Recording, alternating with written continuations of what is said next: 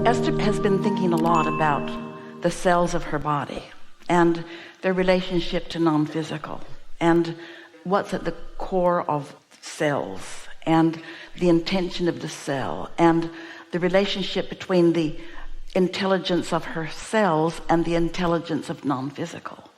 And she can feel for sure that thoughts of concern about this and that and this and that and this and that have disrupted the communication between those cells enough that she has some physical discomfort.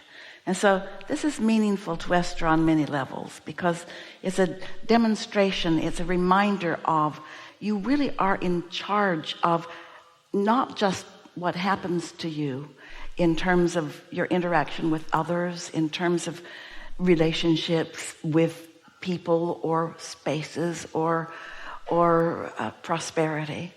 You really are in charge of your actual physical apparatus and its thriving or not on a really moment by moment basis.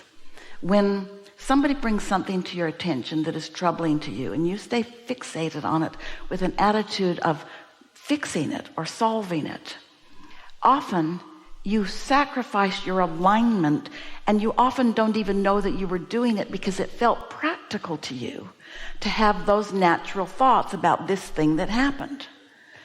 And it isn't until something manifests, like a physical breakdown is too strong a word, but a physical manifestation, that you sometimes realize, oh, wait a minute.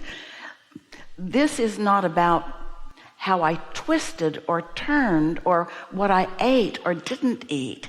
This is about my attention to that subject over which I have no control, and my pushing against aspects of that subject, and in doing so putting a fire on under something unwanted. And when it manifested, then I say, oh yeah, now I see what I wouldn't let myself see before. Does that make sense to you? We're really talking about getting out ahead of things, caring about how you feel. Yes, if this were the first day of your conscious realization that you're in this body, we could save you a lot of trouble by reminding you how good you are and how worthy you are. But you also wanted some experience so that you could be standing here in this now. And in this now, sometimes you are experiencing some things that you do not want to experience. And it's hard to ignore those things. But it is our knowing that as a result of the hours that we've spent together today, that you have an understanding that it doesn't matter where you stand in relationship to anything. That in the standing, maybe where you don't want to be, you've launched a rocket of desire and your inner being is calling you toward it.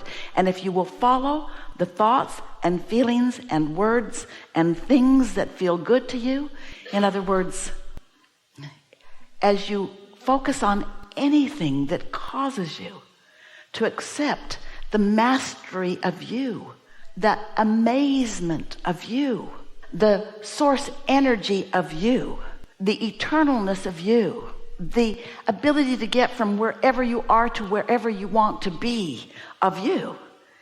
And you'll start by just saying, oh, that didn't feel good. Is there a way that I can find that feels a little better? And if there isn't, turn the other cheek. Change the subject. If you will let nothing matter to you more than, not only, stuff matters. Your kids matter. You want to feed them. You want to clothe them. You want to go places. There's a lot of things that matter. We're not for a moment suggesting that a lot of what you're living doesn't matter. It all matters. But if you can let what matters most be how you feel, people that are watching you are going to get real jealous of what starts to show up in your experience. They're going to wonder how you stay upbeat in a world that seems like there are a lot of things to worry about. There has never been a time of greater energy movement than right now. Never been a time of more contrast causing more rockets of desire. And, therefore, there's never been a time of more angst, because there's never been a bigger tug of war. And there's never been a time of greater probability of you living happily ever after. And there's never been a time when you have had easier access to your alignment and therefore your personal thriving. And there's never been a time that was this significant of a tipping point in all of humanity. Don't worry, it can't tip the wrong way.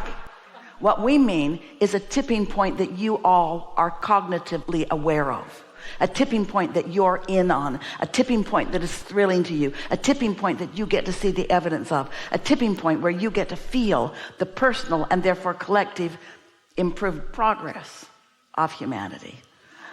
We are so glad that you are humans. We're so glad that you are humaning. We're so happy that you are fulfilling your reason for being. And we are so happy that we get to play with you. There is great love here for you. And for now, we are complete.